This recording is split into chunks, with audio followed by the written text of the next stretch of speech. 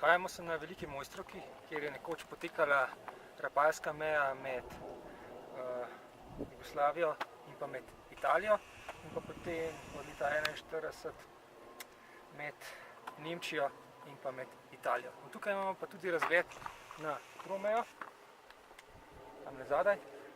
Tromeja danes Slovenija, Italija, Avstrija, v času rapalske meje pa tromeja najprej Kraljevina SHS, Avstrija in pa Italija.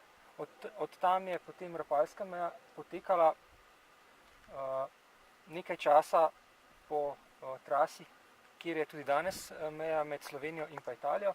Se pravi, iz tromeje, s Peči se spusti dol proti naselju Rateče, malo zahodno od Rateč, in se potem povzpne na greben Ponc, po katerem potem poteka, dokler se meja rapalska ni razcepila od današnje meje.